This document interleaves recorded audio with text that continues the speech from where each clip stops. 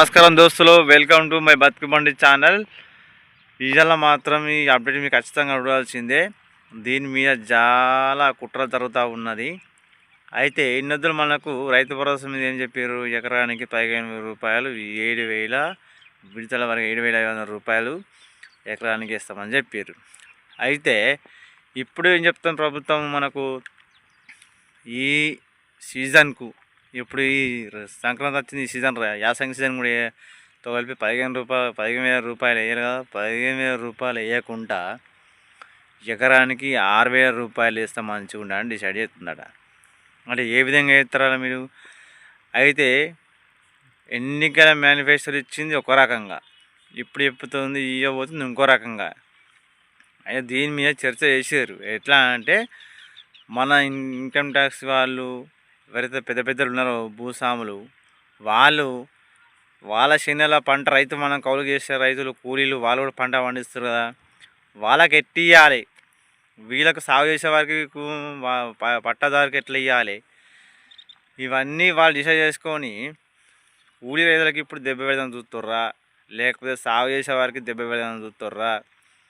అయితే ఎట్లా చేస్తారో ఏం కథనో కానీ మాకు మాత్రం రైతు బంధు రావాలని కోరుకుంటున్నా. కానీ ఈ వీడియో మాత్రం అందరూ రాష్ట్రాలు చూడరి. 6,000 రూపాయలు ఏ విధంగా ఇస్తుందో, ఏ రకంగా మనం పొందుతాం తీసుకుంటామో, ఎన్నికల మేనిఫెస్టో చెప్పింది ఏ రకంగా, మీరు ఇచ్చే ఏ రకంగా, వీడియో లాస్ట్ వరకు చూసి లాస్ట్లో మనం మళ్ళా కలుద్దాము, సరేనా? మొత్తం సాగు భూములు మన తెలంగాణ రాష్ట్ర వ్యాప్తంగా ఎవరైతే రైతు సాగు చేస్తుండో 80 లక్షల ఎకరాలు సాగు భూములు ఉన్నాయి. వాళ్ళకు రైతు బంధు పడా చూద్దాము. అయితే వీడియో లాస్ట్ వరకు చూడరి, చూసినాక మళ్ళీ కలిసి మనం ముచ్చట మేము మళ్ళీ చెప్తా, మళ్ళీ లాస్ట్లో కలుద్దాము. నమస్కారం దోస్తులు, వెల్కమ్ టు మై బతుకు బండి ఛానల్. ఇగో రైతు భరోసాపై కీలక నిర్ణయాలు, మరి ఏమేమి తీసుకుంది మన ప్రభుత్వం నిర్ణయాలు, ఏం కథనో ఈ మ్యాటర్లోకి వెళ్ళిపోదాము, చూద్దాం అప్డేట్ మరి ఎట్లా ఉందో, సరేనా? ఇక రైతు భరోసా కోసం అన్నదాతలు ఎదురు చూస్తున్నారు. ఈ నేపథ్యంలో కీలక అప్డేట్ వచ్చింది. జనవరి 3న రైతు భరోసా అమలుపై ప్రకటన వెలువడే అవకాశం ఉందని, ఇంకా వ్యవసాయ శాఖ కూలీలకు ఆర్థిక సాయం కూడా క్యాబినెట్లు చర్చించి తుది నిర్ణయం తీసుకునే అవకాశం ఉందట. వీళ్ళు ఇంకా నిర్ణయాలు తీసుకున్న దాని మీద ఉన్నారు. జనవరి 3 అంటే రేపు మాత్రం దీని మీద రైతు భరోసా మీద చర్చించి క్యాబినెట్ మీటింగ్లో మనకి ఏందో ముచ్చట చెప్తారట. ముచ్చట చెప్పుకున్న మనం ఇంకా చూద్దాం అప్డేట్ ఇంకా ఇచ్చిండు.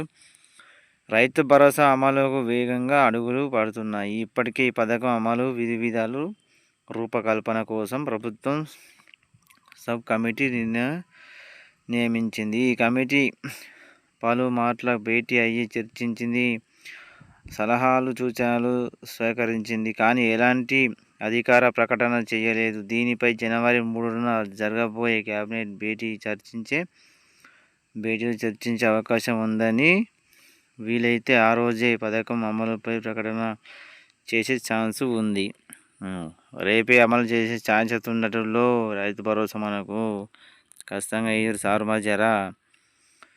రేవంత్ ఆదేశం ఇదే కాకుండా వ్యవసాయ కూలీలు నగదు చెల్లింపు, కొన్ని పురపాలక సంఘాలు, గ్రామ విలీనం, వివిధ శాఖల్లో ఉన్న పెండింగ్ అంశాలను మంత్రివర్గం ముందుకు తెలవాలని ముఖ్యమంత్రి రేవంత్ రెడ్డి గారు అధికారులకు సూచించినట్లు సమాచారం. రైతు భరోసా పథకం మార్గదర్శకాలపై ఇప్పటికే క్యాబినెట్ సబ్ కమిటీ చర్చించింది. సంక్రాంతి తర్వాత రైతు భరోసా ఇస్తామని ప్రభుత్వం ప్రకటించింది.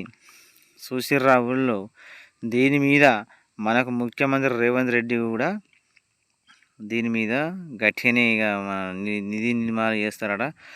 అలాగే కూలీ చేసే రైతులకు కూడా మనకు దాని మీద క్యాబినెట్లో చర్చిస్తారట.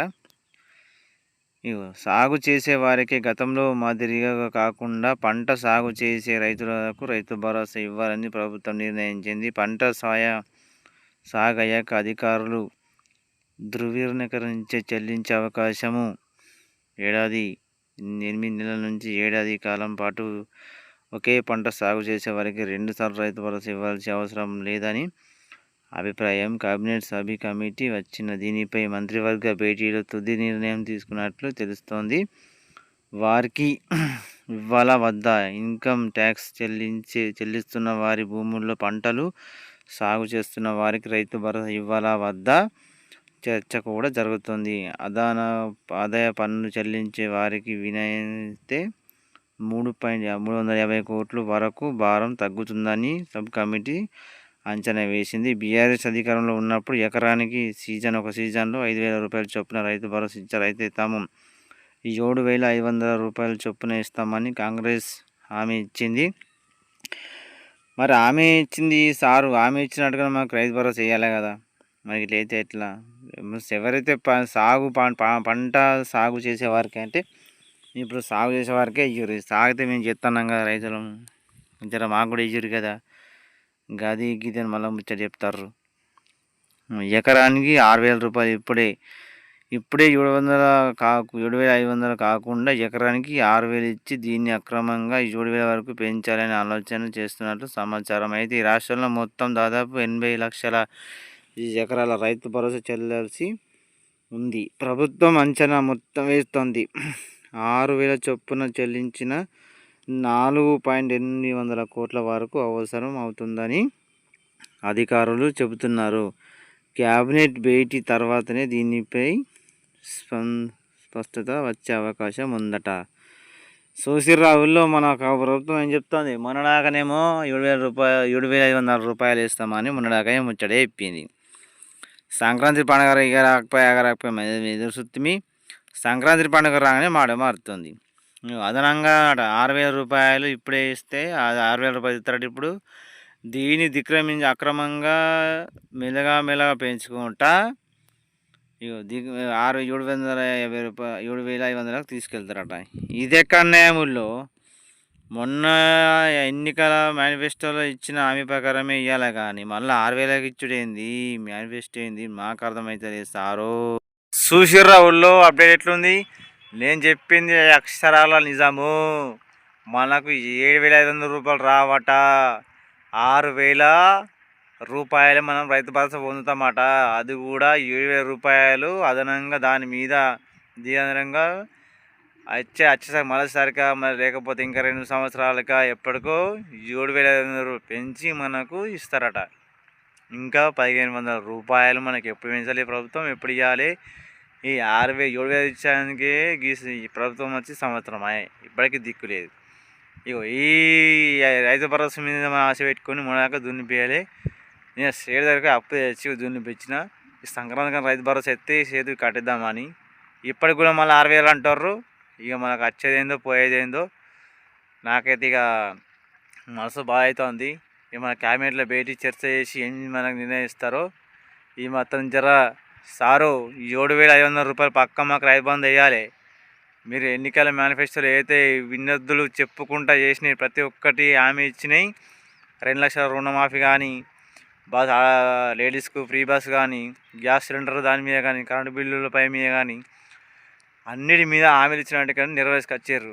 దీన్ని కూడా హామీ ఇచ్చినట్టుగానే 7,500 రూపాయలు మా అకౌంట్లోకి జమ చేసి జర మా రైతుల కష్టాలు మీరు తప్పకుండా గుర్తించి జర కన్ను పెట్టుర్రి. అట్లయితే మేము బతకలేము సారో. అయితే మా వీడియో నచ్చినట్లయితే లైక్ చేయండి, షేర్ చేయండి, సబ్స్క్రైబ్ చేసుకొని దయచేసి.